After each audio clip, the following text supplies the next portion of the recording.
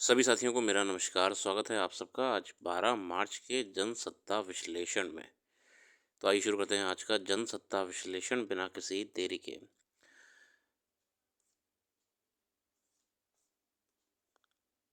आज के संपादकीय इस क्रम में रहने वाले हैं: जश्न बनाम हिंसा, संशय का प्रभाव, पढ़ाई में अव्वल, हुनर में पिछड़ते युवा।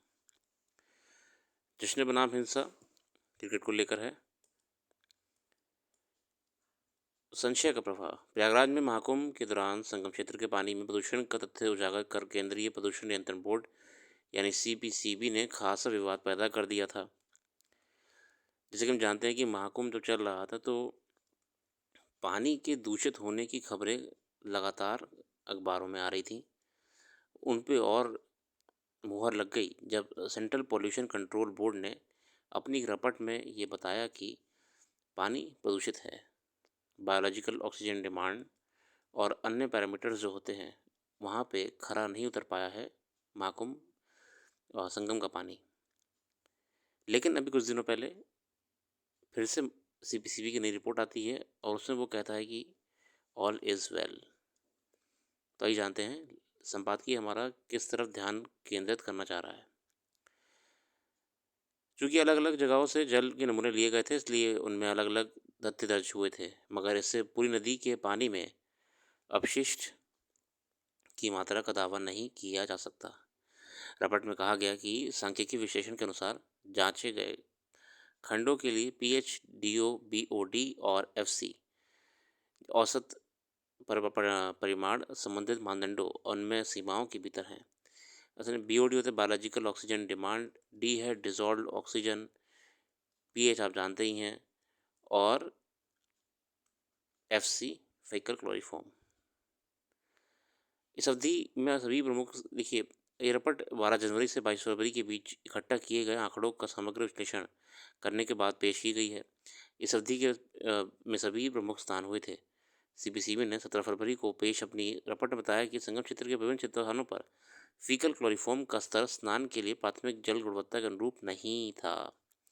इस रिपोर्ट के आधार पर राष्ट्रीय हरित प्राधिकरण ने राज्य प्रदूषण कंट्रोल बोर्ड से जवाब तलब किया था। तब राज्य सरकार को सफाई देनी पड़ी थी कि उसने गंगा और यमुना के जल शोधन के लिए क्या क्या उपाय किए हैं और वहाँ पानी पूरी तरह स्नान के लायक है। इस बार प्रयागराज में आयोजित महाकुंभ को इसलिए विशेष माना गया था कि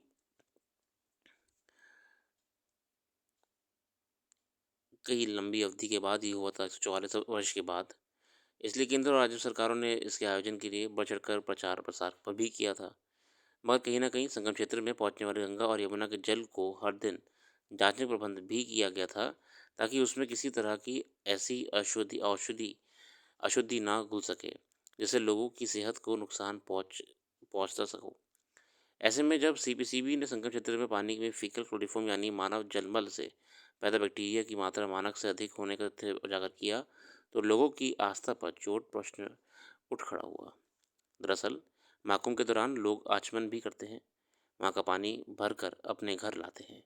इस बैक्टीरिया से लोगों में गंभीर त्वचा रोग और दूसरी बीमारियां पनपने की आशंका पैदा हो गई थी। ये समझना मुश्किल है कि अब सीबीसीबी को अपने पिछले अध्ययन को दुरुस्त करने का कौन सा सूत्र हाथ लग गया है, जो उस वक्त उसके पास नहीं था। सीबीसीबी ने एकदम से जो अपना पूरा राउंड टर्न मार दिया है, रिपोर्ट अपनी पलट दी है, तो ये बड़ी डाउट वाली बात है कि अब ऐसा क्या नया एनालिसिस उन्होंने कर लिया है कि इन्होंने ग्रीन लाइट दे दी है कि नहीं, पानी एकदम शुद्ध था। मतलब पहले फिर आपने गलत अध्ययन करा था। आखिर इसकी जवाबदेही किसकी मानी जाएगी कि रपट के जरिए पहले संशय पैदा करने की कोशिश की गई, फिर महाकुंभ खत्म हो जाने के बाद उसे दुरुस्त कर दिया गया। हालांकि राष्ट्रीय हरित प्राधिकरण ने अभी इस प्रकरण को बंद नहीं किया है। अब ये तो एक तरीके से सांख्यिकी की मृत्यु मानी जाएगी, अध्ययन की, सांख्यिकी की, कि ऐसा क्यों गलती हो गई आपसे पहले, और आपने एक तरीके से एक धार्मिक चोट ही पहुंचाई है। ये तो सीपीसीबी के ऊपर सवाल खड़ा होना चाहिए कि इतने पावन पर्व पे आपने किसी की धार्मिक आस्था को चोट पहुंचाई है। मगर अगर आप विज्ञान के आधार पर, तर्क के आधार पर अपनी बात रख रहे थे, तो अब आप मुड़ क्यों रहे हैं? क्योंकि विज्ञान तथ्यों पे होता है, और आपके तथ्य अब क्यों मुड़ रहे हैं? अब आपके तथ्य बैकफुट पे क्यों जा रहे हैं? या फिर आप किसी मजबूरी के कारण तथ्य बदल रहे हैं। अगला है पढ़ाई में अव्वल, हुनर में पिछड़ते युवा। अभिषेक कुमार सिंह साहब कहते हैं, देश में अरसे से ये आह्वान किया जाता रहा है कि शिक्षा रोजगार परख होनी चाहिए। ये मिथक अब टूट चुका है कि पढ़ाई का उद्देश्य सिर्फ ज्ञान अर्जन होता है।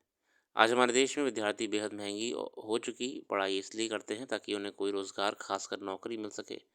ऐसे दौर में जबकि कृत्रिम बुद्धिमत्ता एआई के आगमन के साथ रोज़गार संकट गहराता लग रहा है, कुछ अध्ययन ये साबित कर रहे हैं कि हमारे नौजवान हुनर या दक्षता के मामले में वह धार खो चुके हैं जो उन्हें किसी नौकरी या रोज़गार के काबिल बनाती है। इसकी पुष्टि मर्सर मैटल की रिपोर्ट से भी हुई है। विश्वविद्यालयों में निकले केवल 42.6 भारतीय स्नातक रोजगार योग्य हैं। इनमें गैर तकनीकी दक्षता से लेकर रचनात्मक श्रेणी के रोजगार शामिल हैं। देश में 2700 से अधिक विश्वविद्यालयों और अन्य शिक्षण संस्थानों के परिसरों में मौजूद 10 लाख से ज़्यादा छात्रों के बीच जुटाए गए आंकड़ों से तैयार की गई मर्सर मैटल की रिपोर्ट इस मामले में पिछले वर्षों के मुकाबले गिरावट दर्शा रही है। बच्चे पढ़ लिख के तो निकल रहे हैं मगर वो बिल्कुल भी एम्प्लॉयमेंट के लिए एलिजिबल नहीं है, उन पर पर्याप्त स्किल ही नहीं है। वर्ष 24 देश के 42.6% भारतीय स्नातक रोजगार योग्य पाए गए, जो 23 में 44 थे, मतलब 44 से 42 का डिक्लाइन। कंप्यूटर इंजीनियरिंग या कृत्रिम बुद्धिमत्ता से जुड़ी नौकरियों में युवा रोजगार लायक हुनर हासिल कर रहे हैं, जबकि मानविकी, कला, ह्यूमैनिटीज़ आदि संकायों में उनकी दक्षता में गिरावट आ रही है। करीब 6 वर्ष पहले एक एजेंसी एस्पायरिंग माइंड की रिपोर्ट में भी ऐसे ही खुलासे किए गए थे। इसमें कहा गया था कि हमारे देश में इंजीनियरिंग कर चुके 80% छात्र नौकरी के काबिल नहीं हैं, क्योंकि उनमें नौकरी की ज़रूरत के मुताबिक कौशल का काफ़ी कमी है। देखिए 80% इंजीनियर्स जो बीटेक वीटेक कर रहे हैं बिल्कुल नौकरी के लायक ही नहीं है। ये रिपोर्ट 650 से ज़्यादा इंजीनियरिंग कॉलेजों के उन 1.5 लाख इंजीनियरिंग स्नातकों पर आधारित थी जिन्होंने करीब 10 साल पहले 15 में डिग्री हासिल की थी। इस रिपोर्ट के दावों की पुष्टि नेशनल सैंपल सर्वे ऑफिस ने भी करी थी। लेकिन प्रॉपरली इन सब रिपोर्ट को इवेलुएट करा जाता है। इसमें कहा गया था कि देश के स्नातक 10 युवाओं में से महज एक युवा ऐसा प्रशिक्षण यानी वोकेशनल ट्रेनिंग हासिल करता है जिसके बल पर उसे नौकरी दी जा सके।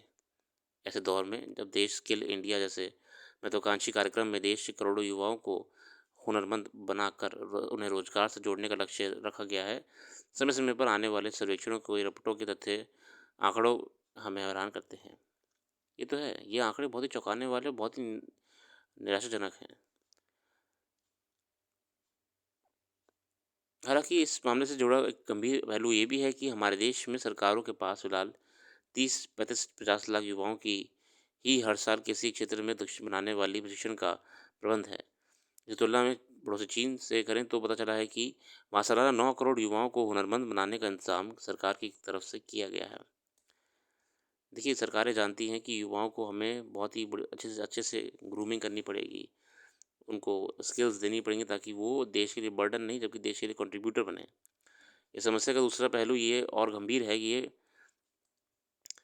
यह पहलू शिक्षण प्रशिक्षण की गुणवत्ता से जुड़ा है। यही देखा जा रहा है कि अगर युवा किसी तरह नामी प्रशिक्षण संस्थानों में दाखिला पा जाते हैं तो भी इसकी कोई गारंटी नहीं है कि वहाँ से डिग्री या डिप्लोमा लेकर निकलेंगे। उसके बल पर वह इतने काबिल हो सकेंगे कि अपने क्षेत्र में हर चुनौती का मुकाबला कर सकें। ये मामला स्कूल, कॉलेजों और प्रतिष्ठानों में दी जा रही शिक्षा की खराब गुणवत्ता का है। कुछ ही वर्ष पहले पियर्सन नामक कंपनी ने देश के 527 शहरों के उच्च शिक्षा प्रतिष्ठानों और स्कूलों के बीच एक सर्वेक्षण किया था। इसमें कहा गया था कि देश की राजधानी दिल्ली तक में शिक्षक इसका ख्याल नहीं रखते कि शिक्षा व्यवस्था विद्यार्थियों की प्रशिक्षण मुहैया करा पा रही है या नहीं। यही कारण है कि देश में लाखों युवा पढ़े लिखे होने के बावजूद खुद को किसी ठीक ठाक नौकरी के लिए तैयार नहीं कर पा रहे या उसमें अपनी योग्यता नहीं दिखा पाए हैं। आज सबसे अहम बात यह है कि युवाओं की रोजगार क्षमता मांग के हिसाब से होनी चाहिए, यानी ऐसे हुनर से लैस हों जिसकी उद्योग की ज़रूरत हो, जो कि इंडस्ट्री की डिमांड हो और जिसे नवीनतम तकनीक के अनुसार ढाला जा सके। ये बात चीन, जापान, कोरिया और जर्मनी जैसे विदेशों ने सीखी है। लिहाजा वहाँ के अधिकतर मानव संसाधन दक्ष हैं और यही उनकी सफलता का राज है। असल में दक्ष लोगों में एक अलग तरह की आत्मविश्वास होता है। वह एक चीज़ को सीखने के बाद दूसरी नई चीज़ सीखना चाहते हैं और यही झलक उन्हें दूसरों से अलग करती है। इस पैमाने पर भारत को देखें तो यहाँ के शहरों में इस नएपन की थोड़ी बहुत झलक मिलती है। गाँव, कस्बों और छोटे शहरों में बेरोज़गारी की समस्या इसलिए तेज़ी से विकराल होती जा रही है। यदि वहाँ के युवा शहर जाकर कोई तकनीकी डिग्री हासिल कर लेते हैं तो गाँव, कस्बों में लौटने के बाद वे अपना अपना हुनर को आज़मा नहीं पाते। इस कारण उनके व्यावहारिक अनुभव में कमी रह जाती है, जिससे नौकरी की होड़ में वे पिछड़ जाते हैं। इसका परिणाम देश के हुनरमंद लोगों की कमी के रूप में सामने आता है। यदि लोगों के पास कोई कौशल हो, लेकिन वह उद्योग की मांग के मुताबिक ना हो, तो हुनर और बाजार के बीच तालमेल नहीं बन पाता। निश्चय है कि ऐसे निष्कर्ष चिंताजनक हैं और सरकारों को इस दिशा में गंभीरता से सोचना चाहिए कि आखिर वह अपनी युवा आबादी को किस तरह की शिक्षा मुहैया करा रही है। बिल्कुल, सरकारों को ये सुनिश्चित करना चाहिए। आगे देखते हैं खेल जगत और अर्थव्यवस्था में क्या खबरें हैं। ऐसी कोई विशेष खबर नहीं नज़र आ रही है।